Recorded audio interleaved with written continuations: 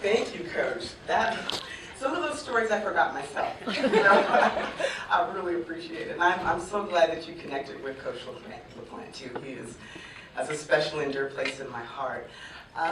It's so wonderful to be back here. It feels like a full circle moment. I want to share a really quick story with you. My family lives in New Jersey now. And so we flew out on Friday for this event. And we landed and drove to Northern California to Santa Clara to go to the Pac-12 championship. And I have always had this fantasy that my kids would be hearing the fight song, doing the V for victory, singing fight on, and I tell you, God is my witness, I have it on video. I do. So I'm very glad to be here. I'm especially glad that my mom, Donna Maxie, could be here with me. My aunts, Jean and Jane, my children, Nicholas and Andrea, and my husband, Philip Dowdell.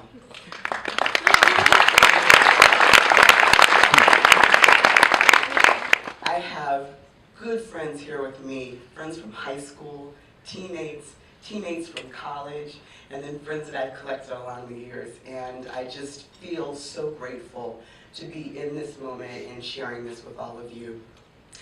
When I was 10 years old, I made the declaration that I was going to go to the Olympics. And there wasn't a whole bunch of proof behind it. My parents knew I had some athletic ability, but they were both college-educated people, and they said, look, the Olympics would be great, but more than anything, we want you to do 3 things: to travel, to network, and to get your college degree.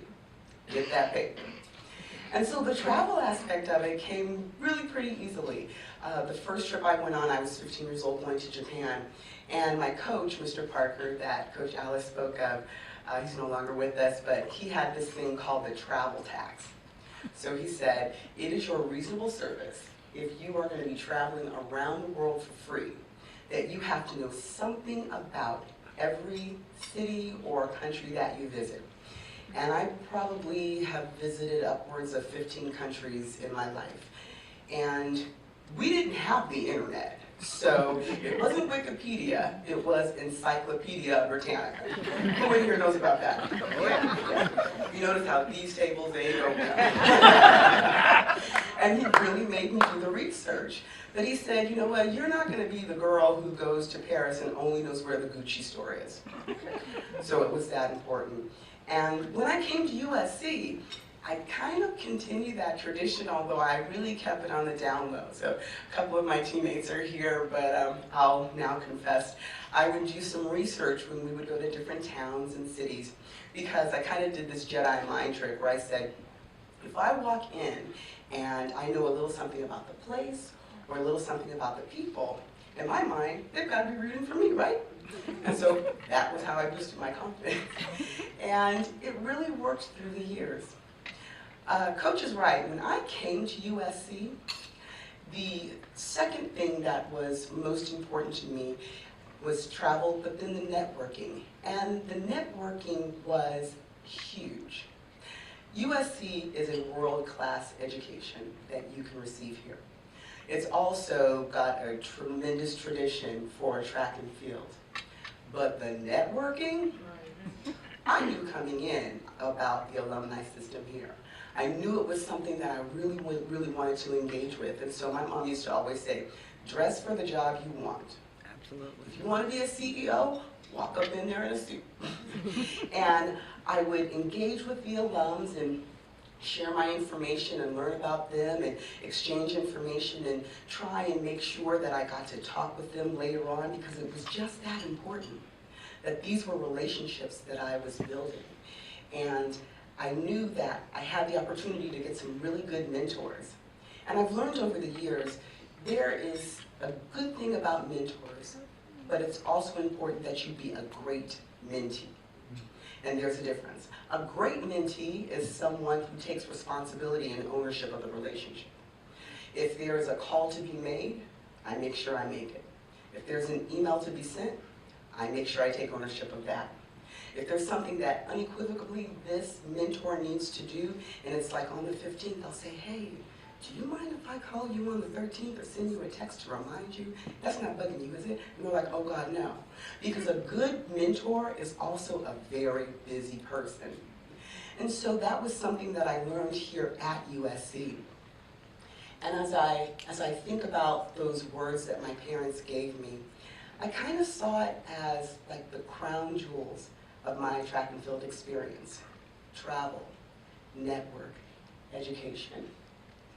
And that third jewel, the education portion, almost didn't happen. The first 2 years that I was here, I had an incredible time. High fives and handshakes all around. I did take that third year off to train for the Olympics. And when I came back in my fourth year, we had a different coach who was less experienced, and it wasn't exactly the same program. There was some sketchy behavior going on.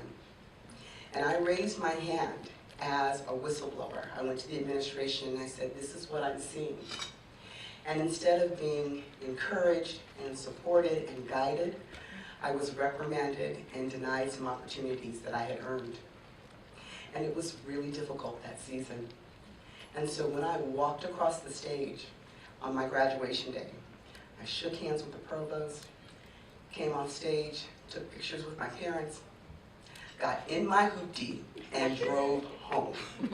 I drove home immediately. I was done, only I wasn't really done. I had 2 more classes that I had to do, only 2. And I had actually made arrangements with one of my professors to finish those 2 classes. But when I tell you I was broken, I was broken. And it would be 13 years until I'd come back to USC and finish those 2 classes on my own dime. My crown jewel of my track and field experience, I almost let slip away. And so reclaiming that gave me the opportunity to, 1, change the narrative around that 1 year of my time at USC, because I had had 2.5, 3 great years. So I got to change the narrative. And I also got to create a narrative for my children. And that was so important, that they know their mother as a college graduate. So why would I share this story here now? For 3 reasons. 1, that woman there. I have known Carol since I was 15 years old. We were on one of our first junior teams together. I know that she answers to a higher calling, higher than anything this school or this country could ever put on her shoulders, and it's God Almighty. And so for the things that I experienced in my senior year, I know that you will never experience. I know she drives you crazy sometimes. 2-a-days, Griffith Park, all of those things, but she has your back, always and in all ways. 2, the good mentor that I talked about, I failed myself because I should have reached out for someone to advocate on my behalf. But I was like, Leslie, you're an adult. This is life. You gotta deal with this. And there are some things that you just need help for. We exist in relationships. I help you, you help me.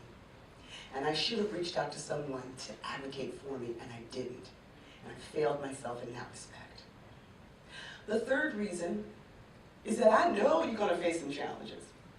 When you are in the home stretch of something that's that important, you're gonna face hurdles, pitfalls, and brick walls. But what you need to do and what you get to do, because it's a privilege, call on that athletic experience that each one of you has. It's not a coincidence that you're here. It's not by accident. It is by divine appointment and by design. And so if I use the 400 meters as an example, you're not going to get 350 meters into a 400-meter race and say, ooh, I'm tired. I'm tired. Y'all go ahead. No. You're going to dig down deep. You're going to dig back to those 2-a-days. You're going to dig back to Griffith Park. You are going to dig for resources you didn't even know you had. And what you'll find there is the ability to author your own story, to get your crown jewels of your track and field experience. Now, I'd love for each and every one of you to go to the Olympic Games, because when I tell you it's all that, I didn't even win a medal, and it's all that. But more than anything, I want you to be able to travel with purpose, to connect with people and network, and to get that paper. Because if you walk out of here without your degree, it's nobody else's fault but your own. Because we are here for you. I am here for you. I will leave my contact information. If you ever need someone to stand up on your behalf, to advocate for you, and it doesn't have to do with anything with school. I do that every day and twice on Sunday. Because that's who I was raised to be. So, I am so grateful to be here, and as I said, to celebrate this full circle moment, because it really, really is. And when I walked on campus today, I just felt like I was home. I thank you all. I congratulate the other recipients of awards today, and I'm very grateful for the time you gave me. One last thing, hear me with your ears, but feel me with your heart. Now, when you guys go to UCLA, USC dual meet, y'all tell them that Aunt Leslie said we here to kick some Bruin ass. Okay? But